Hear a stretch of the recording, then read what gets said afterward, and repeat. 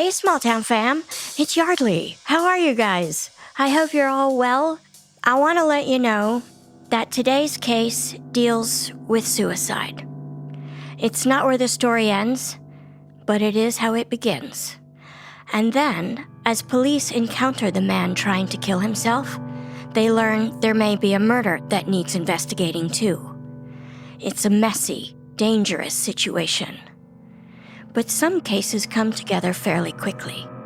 And so, halfway through this episode, you might be thinking, well, that's all wrapped up then. But if you've been listening to our podcast for a while, you'll know, as much as we're into the investigations our guests bring us, we're equally into getting to know the detectives who graciously come onto the podcast and share their lives with us. So do stick around for that conversation, because if you're like me, I think you'll feel like you're at a dinner party where everyone at the table has agreed to dispense with meaningless small talk in favor of the most meaningful conversation I think we can have, which is, who are you? How do you do what you do? And why? Here is Aftermath. Hi there, I'm Yardley. I'm Dan. I'm Dave. And I'm Paul. And this is Small Town Dicks. Dave and I are identical twins And retired detectives from small town USA. And I'm a veteran cold case investigator who helped catch the Golden State Killer using a revolutionary DNA tool.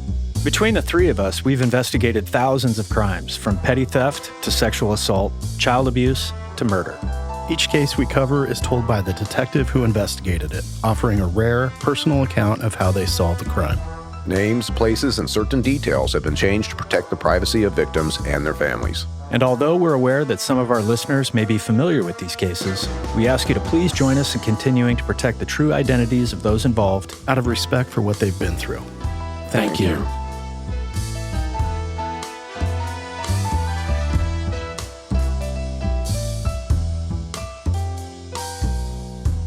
Today on Small Town Dicks, fan favorites, we have the usual suspects. We have Detective Dan. Good morning, everyone. Good morning. It's morning where we are. We have Detective Dave. Hi there. Hi there. And we have the one and only Paul Holes. Hey. We got a hey. And Small Town Fam, we are so pleased to welcome a new guest to the podcast, Corporal Bryson. Thanks for having me, everyone. We're so happy that you're here. I'm going to toss it over to Dave to do the first order of business. Bryson, we've had lots of guests on this show, and one of the ways we set the scene is to kind of explain your background, how you got into law enforcement, your special assignments while you were in law enforcement, and get a little bit of info about your jurisdiction. Right on. We'll go into a little history. I'm up in Canada, and when I was younger, my dad was also in the Royal Canadian Mounted Police. And when you're in the Royal Canadian Mounted Police, it's a federal job, which means you can be transferred anywhere in Canada, big cities, small towns. So I had a very interesting upbringing, with my dad being the police chief for more than half of my life. And with that, as a kid, the nicknames of Bacon Bit, or the different ways you get teased as a kid, especially in a small town when your dad's the police chief. You know, he drops me off to school in a police car, and naturally there's going to be ribbing over the years. And as a normal kid, you have some insecurities. And I remember my whole life not wanting to be a cop. And then the whole reason was, I remember telling my dad, and I look back now and I kind of feel bad. And I said to him, I want people to like me. You know, and I think that's quite normal for a young guy. And when I was 19, still having that same attitude, just didn't really know what I wanted to do. I started volunteering as a fireman, started volunteering in search and rescue, volunteered as a ski patrol. And it didn't take me long to realize that at every call I was at, doing stuff that I loved, not getting paid, every single one of the calls I was at, the cops were there too. And I started to realize that that variety is what I chased. And luckily had a role model at 23. And when I was 19 and he was 23, he was in the RCMP. He kind of guided me along and showed me the process, taught me how to work out, get fit, get bigger, you know, ready for that job. And happily got accepted into the RCMP when I was 22. In the RCMP, you have to do 6 months of training in Regina, Saskatchewan, which is in the winter, very cold, in the summer, exceptionally hot. And you just go for 6 months, you're away from your family. I had twins on the way back home. The mother of my kids started to have medical issues. And so she was in my hometown. With those medical issues, she couldn't move. She couldn't be out of the hospital because of the babies. And so the RCMP made a rare decision to actually post me back to my hometown. This is a town of 5,000 people. And I grew up there. But remember, until I was 19, I didn't want to be a cop. So I did all the things that kids do, smoked pot, got in trouble, did all the stupid stuff. Roll into my hometown now, 23, and you got guys that used to smoke pot with or broke into the elementary school with, and did stupid stuff with. And now you're the cop and they're the coke dealer. They still trusted me, and I was able to hold that moral ground where everyone knew I was a police officer now. So I had my line and I had to maintain that professionalism, but they also knew they could trust me. And it allowed me to open a lot of doors for myself. At my 9-year mark, I got transferred to a town of 1,400 people. And I was the police chief there, believe it or not. And from there, I transferred to Victoria, BC. Policing population there was 80,000. So now I went from these very small towns to not a big city, but certainly a population where you're getting into the city problems. I spent 10 years there. And so awesome career and a lot of opportunity to sort of follow that passion I have to be around people. Thank you for that. I love that answer. So, Bryson, please tell us how this case came to you. So this took place in Victoria. So the town that I was responsible for, our area, was about 80,000 people. But then southern Vancouver Island, which is sort of Victoria proper, it's more like 300,000 or 400,000 people. So you got the city of Victoria very close by, 10-minute, 15-minute drive, depending on traffic. At the time, my role was as the watch commander or the shift commander. So underneath me at the time would have been about 7 or 8 constables working. I was based out of the office and would go out to calls that were more serious or that just required a little bit of supervision. But for the most part, I was based in the office. This day, there was a call from a daughter. Her name was Teresa. She was about 30. She was very worried about her dad. His name's Richard. I guess there had been some troubles in the family and tough times, and dad is a bit of an alcoholic. When she went over to his house to check on him, there was a note on the garage, and that note was essentially a suicide note. And the daughter found that and shocked and tragic, worried about her dad. And so Teresa walked around the house and she could hear a truck on in the garage, but she didn't know what to do. So she called 911. I was at the office. I heard the call. And based on the description, which was a suicide note, truck in a garage, for sure we thought we were dealing with a suicidal male. And that obviously there can be a lot of danger to that. You approach that situation when someone's trying to hurt themselves and can get very dangerous very quickly. That person probably doesn't have a regard for life. I start heading there, but 2 of my partners get there first. And the 2 partners were Mark and Mitch. Mitch was my best friend at the police department. Unbelievably close. We would go camping together with our families. Our boys hung out together. Mitch was my best friend in the police world for sure. So Amy and I hear over the radio from Mark and Mitch. They announced they've arrived on scene. And Amy and I were in our separate police cars. And in the RCMP, for the most part, we drive alone in our cars. We don't have backup with us. But we were both about 2 minutes away, going code 3, trying to get there as fast as we could. Mark announces that there's a truck running, that the doors are all locked to enter the garage, and that they are going to breach the man door to enter the garage. So Mitch and Mark are there. They've announced this, and that's the last thing we hear. They're going to breach the door. And now we're 2 minutes away driving as fast as we can, and we just hear nothing, just radio silence.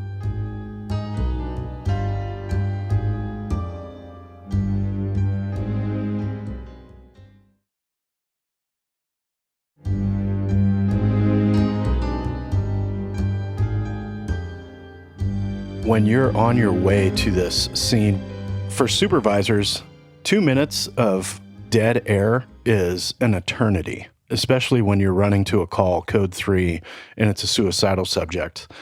I'm sure at some point you're recognizing that there is no radio traffic. I can say from my perspective as a patrol officer, and Dan probably as well, I've been to plenty of those types of calls, not specific to this, but suicidal subject calls. And when you show up, you call out that you're at the location. You're giving updates because you want people on the way and your supervisor to know how this investigation is progressing. So they let everyone know we're going to breach. And then you get radio silence. That is a pucker factor moment for everybody who hears that silence. Absolutely. It's the worst. I knew something was going on. Mark and Mitch were experienced officers. I think at that time, Mitch was about 27 years of service, and most of that being a dog man. So the amount of calls that Mitch had been to and high stress calls, that guy knew what to do. And him and I had worked together for 5 years at that point.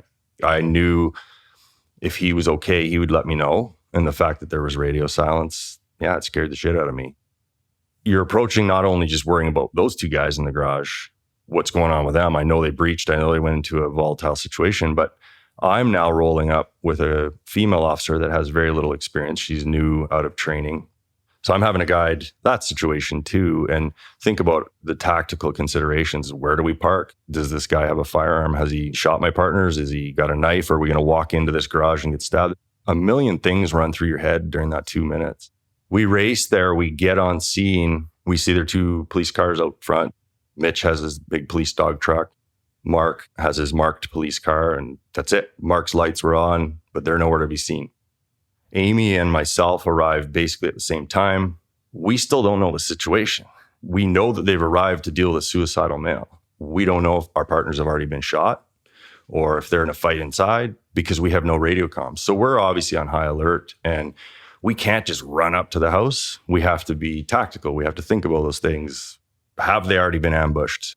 It seems crazy to think like that, but you're dealing with a human that doesn't want to live anymore, and you're trying to stop them. So it's just a very dangerous situation. And Amy and I ended up working our way around the back as fast as we could at the back of the house. And we could then see that the man door was breached, and coming from the man door was just black smoke. And you could hear this loud truck. And just inside the smoke, we could see Mark crawling out on his all fours, coughing and hacking. And he works his way out, and we can't see anything else. Mark can't talk. He's so deeply coughing. He's just trying to survive at that moment. He can't even stand up. So the form of suicide was going to be carbon monoxide poisoning from this truck. Is that so? Exactly. And when you see this truck in this garage, it was just the smallest garage I've ever seen. It wasn't even a 1-car garage. So this truck barely fit in to where the only thing he could open was the driver door. So he'd back that truck in, and the right side you could barely walk past. You certainly couldn't open the door all the way.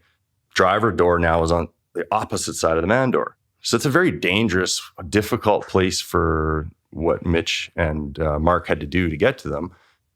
As Mark works his way out, we get a little closer, and the smoke sort of with the door open, it allows a little bit of fresh air where we can see. And well, now I see Mitch. He's laying on the ground beside another male that I've never seen. It turns out this is Richard. Richard was the gentleman who was trying to kill himself. Mitch is still conscious, but he's not capable of doing anything at this point. You can tell he's just on that last bit of energy before the oxygen's gone and the CO2 poisoning kicks in full. Like, I don't know enough about the medical side of that, but obviously in the training that you have, you know the danger of it. So I grabbed Richard and Amy grabbed Mitch, and we just dragged them out of that man door, out into the fresh air, pulled them away from the door, got them out on the lawn. Both were unconscious and scary. Here is my best friend.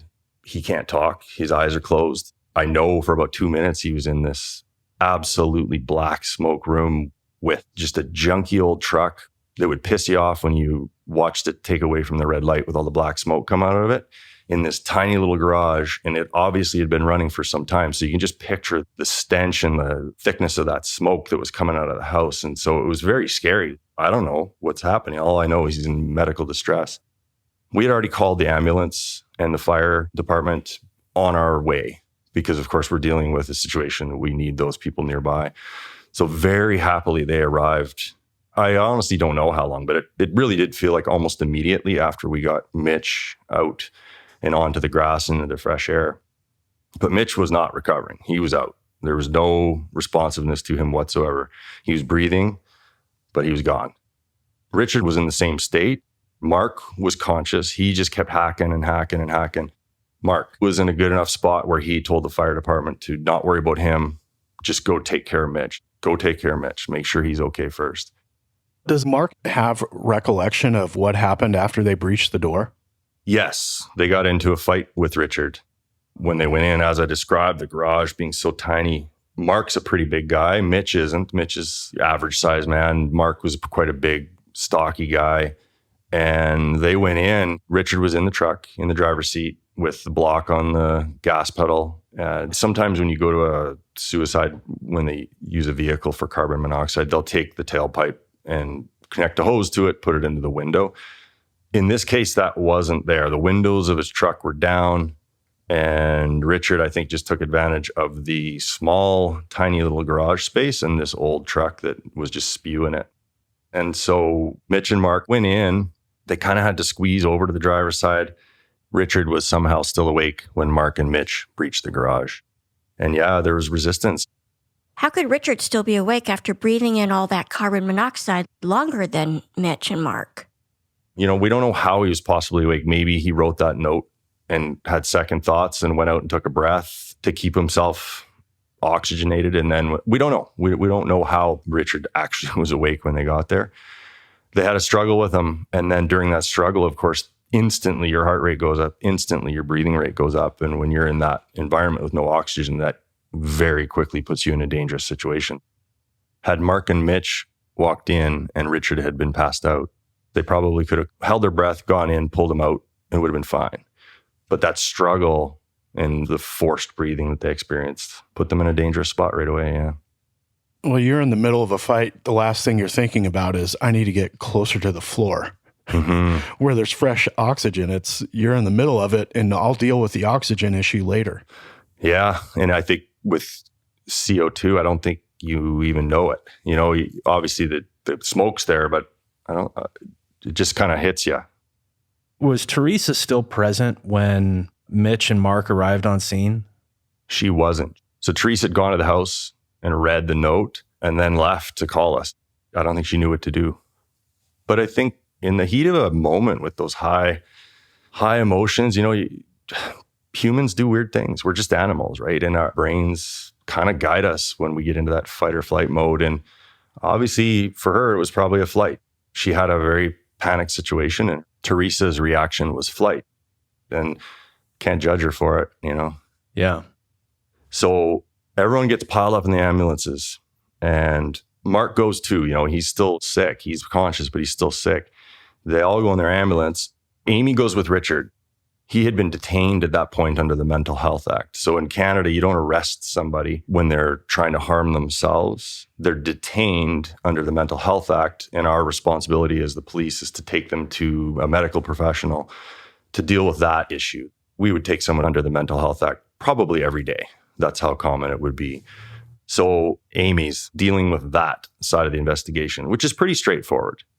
And obviously, I was worried about Mark and Mitch.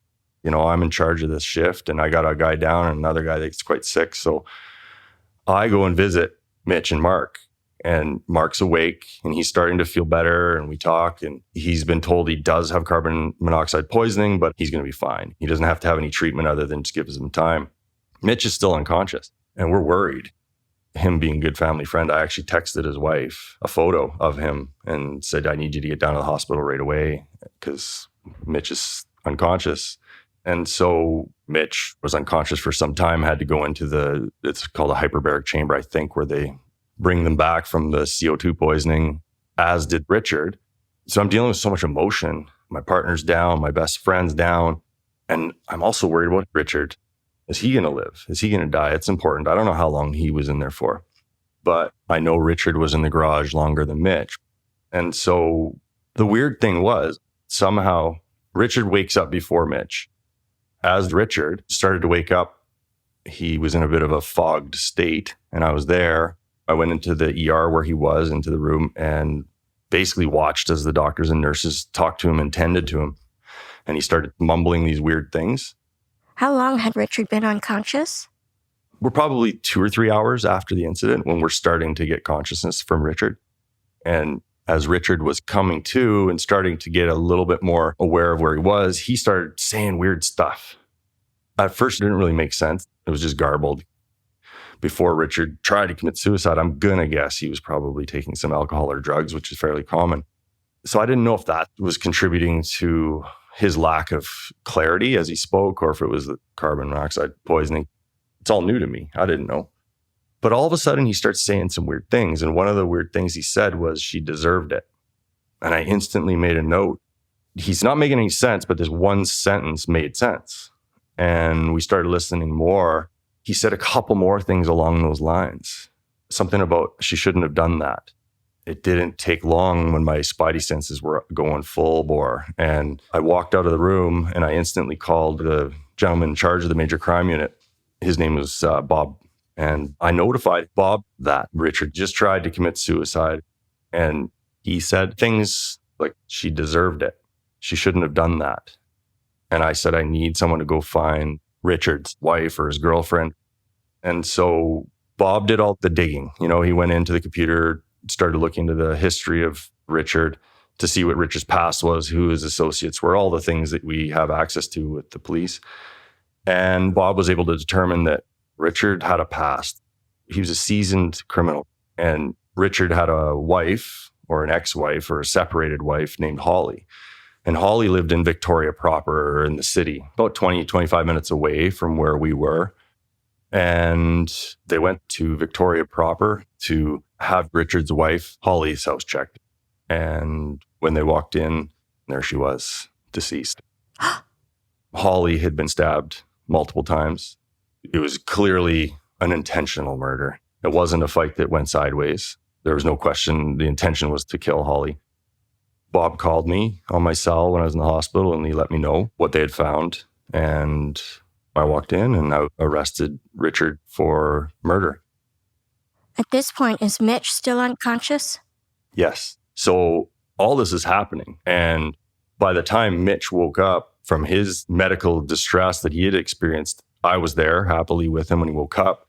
And it was kind of a unique and cool experience as a cop to be able to have your partner wake up from something like that. And basically the first thing I get to tell him is, Mitch, you saved Richard's life. And Richard is now in jail for killing his wife. And just to see the shock on Mitch's face, because that's not what we expected. We just thought there was a guy having a hard time. And Mitch went to sleep. And when he woke up, murder had been solved. Just going to ask how Mitch is doing after, I mean, that's a pretty serious prolonged exposure to the carbon monoxide. I imagine it probably took him some time to fully recover. Yeah. Apparently your body flushes itself pretty clean of it and you're not long after, you're fine. So no effects. He's actually still one of my best friends. He's retired. We're both retired and hang out all the time. So it's good. Great. Did Richard have anything else to say after you charged him with murder? He didn't talk to us after that because he was a seasoned criminal. Richard knew the rules about talking to police. He knew you don't say nothing. Was there a motive? Yes. So it turned out that Holly had been having an affair for a number of years during their marriage. And when they were separated, Richard found out about this and obviously became enraged and just couldn't handle it and went and ended her life.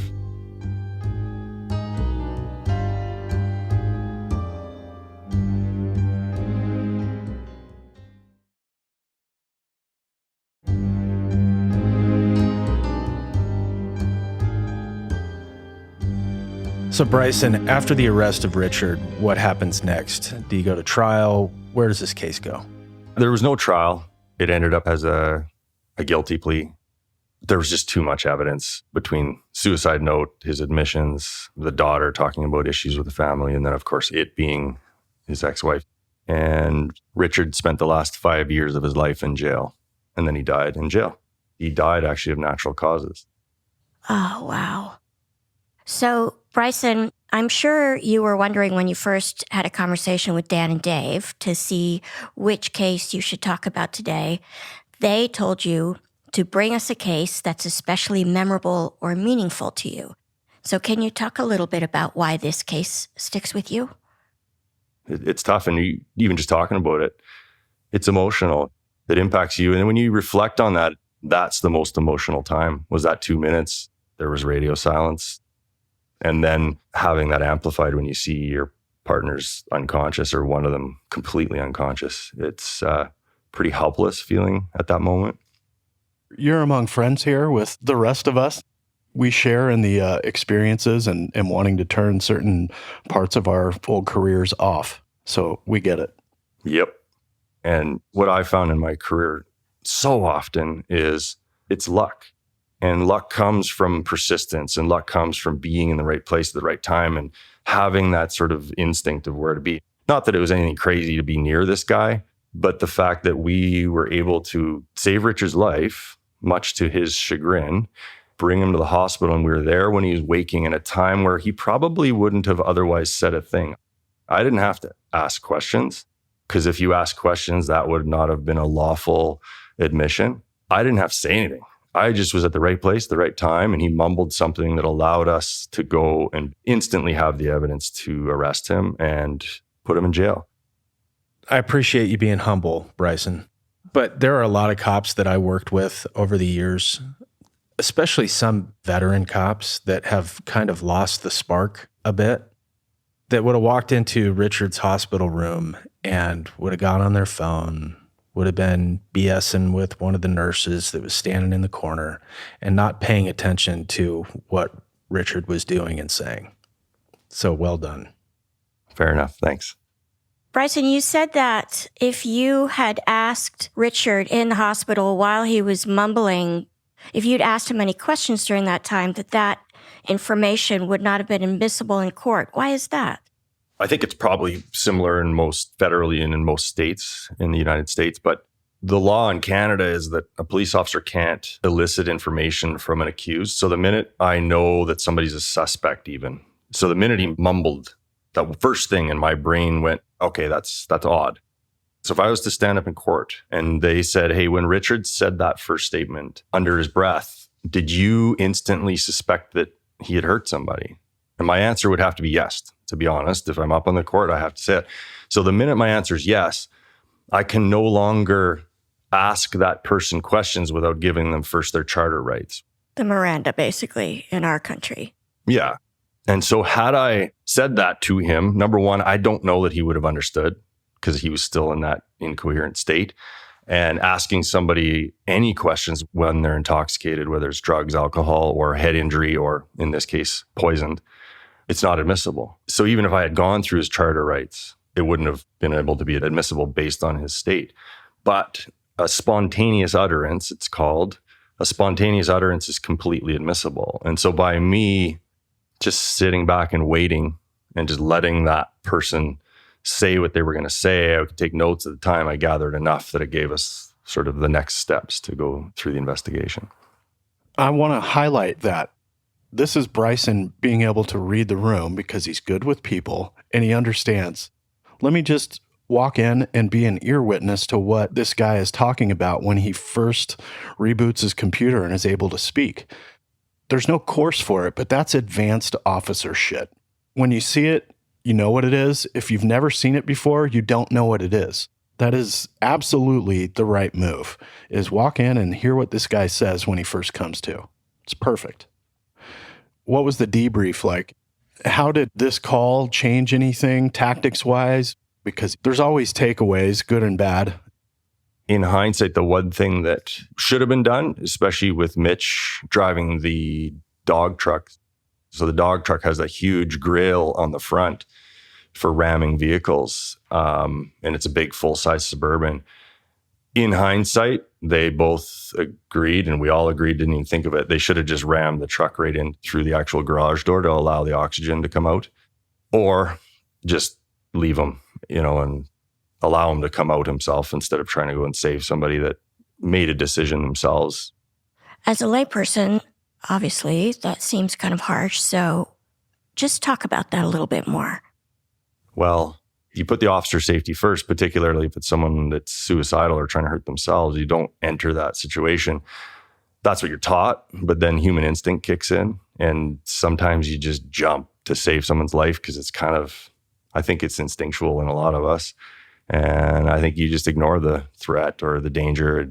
I think there's probably a lot of officers over the years that have been killed because of that exact instinct, forgetting about the danger in order to save a life.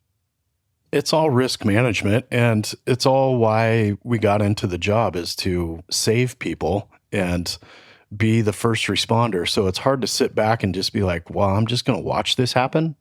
Well, no, that's not what we do.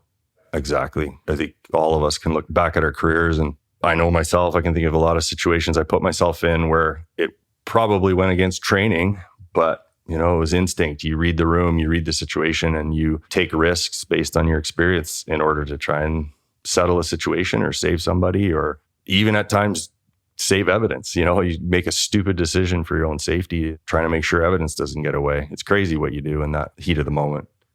I think it's the filter that my FTO, and I often talk about it on this podcast, my FTO just pounded into my brain.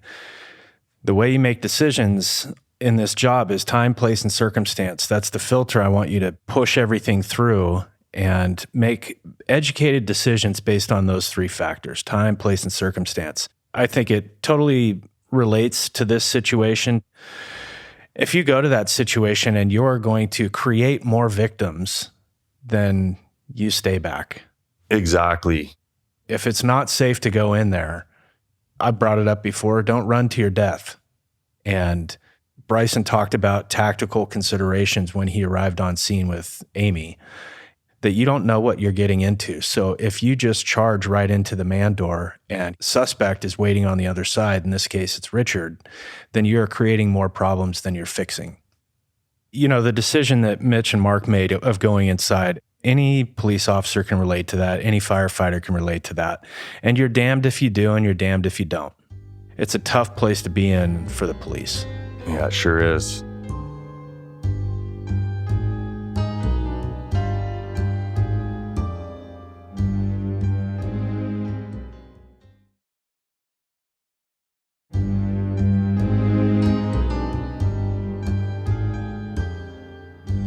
How long have you been retired? 2.5 years now. Okay. I actually retired at 21 years service, and one of the reasons why was pretty severe PTSD. I unfortunately had a few negative incidents. I think in retirement, you see things from a very different perspective. I think having lived in it, dealt with some damage from it mentally, and now I'm really healing and I'm doing better, and my brain is, what I say, thawing out, and I'm starting to feel emotion. I'm starting to think about things. Yeah, you just look back on these types of situations and you realize all of the different dynamics of the human brain that are happening for not just you as the officer, but the victim and the accused and the witnesses. It's just actually, being a police officer is the ultimate exposure to human psychology. And that is what drove me, and the passion of my career is observing human beings in all of these different situations and seeing how they react. It almost gives me, in retirement, as this old guy now that's taking care of my kids, it gives me forgiveness for myself for some of the mistakes I've made. A knee-jerk reaction results in some negative consequences for you. And at the time, I think you judge yourself, and humans do that. But when you look back, when you spend 21 years going into people's homes, seeing the mistakes that good people have made, you start to realize that as much as behavior that we learn from our parents and society and how we treat and respect each other, when you throw a flashbang in a room and that human being now goes from a portion of their brain that's allowing them to function daily to that fight or flight, everybody reacts different. And I think a lot of the filters go away in those moments, and it's interesting to see it. Yeah, and I think that's one of the important things for police officers is, like our defensive tactics instructors, they called it stress inoculation, that the more times you experience adrenaline and stress like that in situations, you know how to handle it. And it doesn't really affect your decision making. Obviously, any major incident that I've been in, a huge fight, adrenaline-laced incidents that I've been a part of, it's afterward where you're coming down and your hands are shaking a little bit and you realize what just happened, but your body, you react to it. Yeah. When you get out, you realize how hard the job was. I don't know if you guys experienced that, but when I got in as a young guy, you're just going forward, all you see is a little bit like a pit bull, you're just enjoying the chase and you're enjoying different experiences you get. I think your brain kind of goes into a bit of a numb state. I think it has to.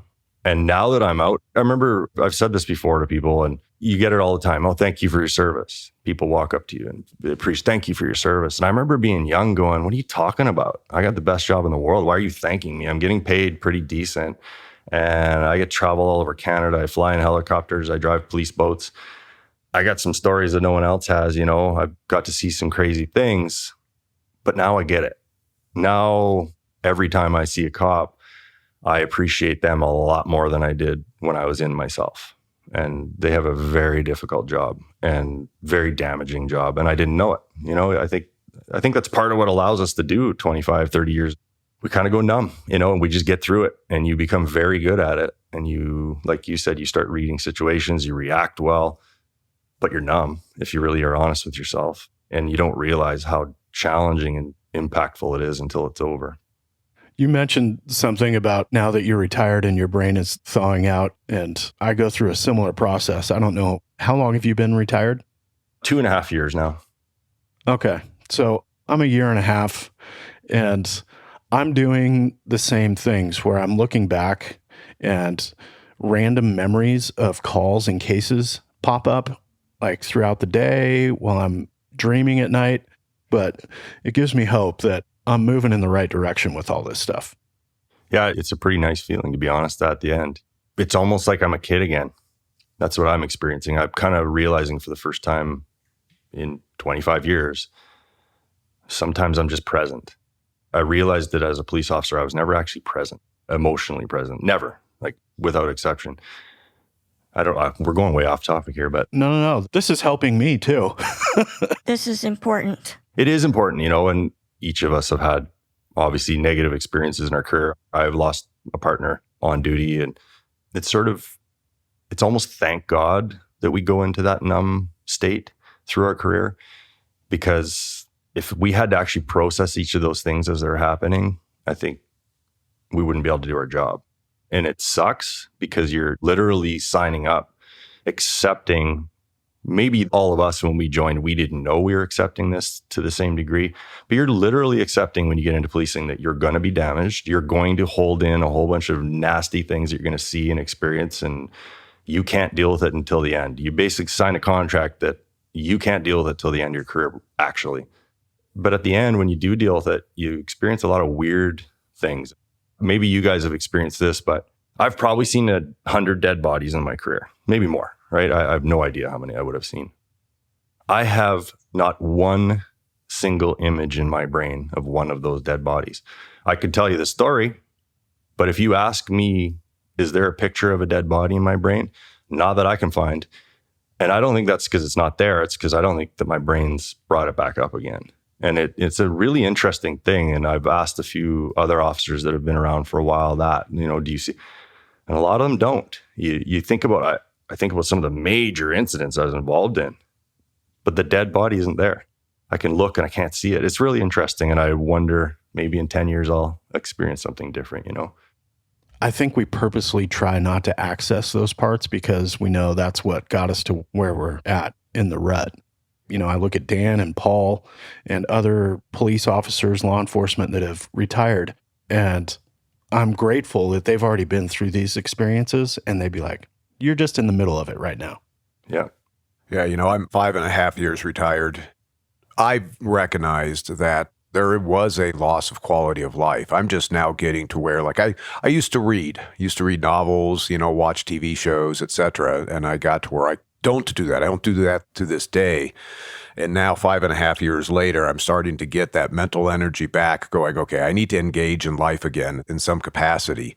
I'm confident for me and I'm confident for all of you it's going to come back. It's so well said, Bryson, when you said effectively you're signing a contract to put everything on hold until you're finished with the job to then have to be able to process meeting people on their worst day. That's your 9 to 5. It's such an important conversation. I think you never come to the end of that thread. Yeah, it's true. You go on forever, right? And I don't think there's a way to solve it either. I think it's just a reality of that job. Even more so policing, you know, I think more than any, because I have so much respect for fire and ambulance and all the others. It's what happens in policing that's a little bit different is the amount of time that you spend with people. We live with the family for a period of time. We're in it. And often for years, if it's a big case, you're with the family, you ride that emotion. You don't get to just walk away. You keep getting deeper and deeper and deeper into a situation. And so when you think over 20, 30 years, how many of those deep dives you go down with families, that's their worst experience ever, but you go through it hundreds of times. That's exactly right. It definitely has a cumulative effect on you.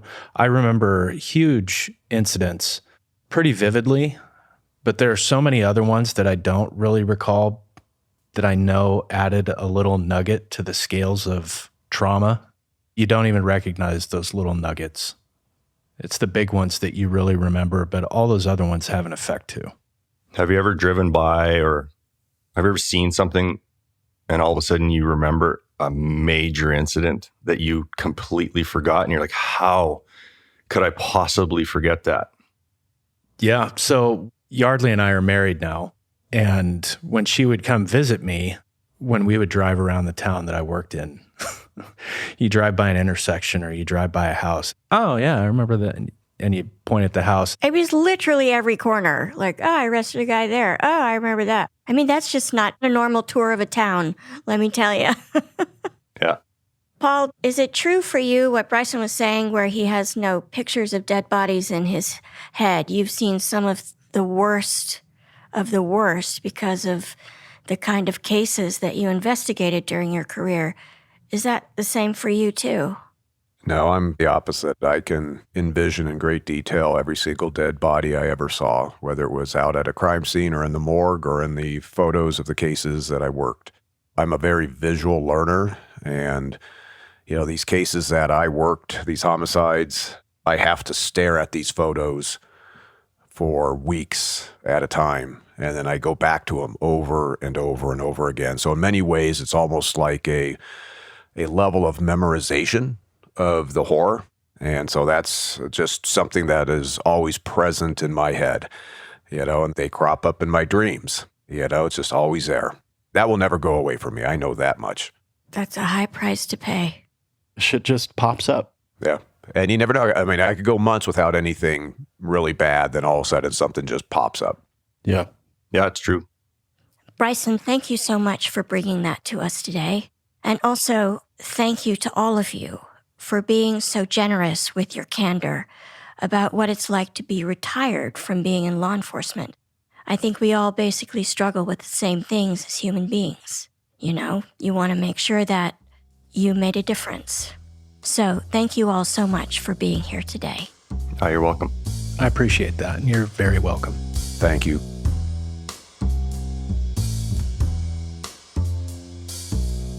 Small Town Dicks is produced by Gary Scott and me, Yardley Smith, and co-produced by Detectives Dan and Dave. Our production manager is Logan Heftel, our senior editor is Soren Bajan, and our editor is Christina Bracamontes. Our associate producers are Aaron Gaynor and the real Nick Smitty. Our social media is run by the one and only Monica Scott. Our music is composed by John Forrest, and our books are cooked and cats wrangled by Ben Cornwell. If you like what you hear and want to stay up to date with the show, visit us on our website at smalltowndicks.com. Small Town Dicks would like to thank Speech Docs for providing transcripts of this podcast. You can find these transcripts on our episode page at smalltowndicks.com. And for more information about Speech Docs and their service, please go to speechdocs.com. And join the Small Town fam by following us on Facebook, Instagram, and Twitter at SmallTownDicks. We love hearing from you. And if you support us on Patreon, your subscription will give you access to exclusive content and merchandise that isn't available anywhere else. Go to patreon.com/smalltowndickspodcast. That's right. Your subscription also makes it possible for us to keep going to small towns across the country in search of the finest, rare, true crime cases told, as always, by the detectives who investigated them. So thanks for listening, Small Town fam. Nobody's better than you.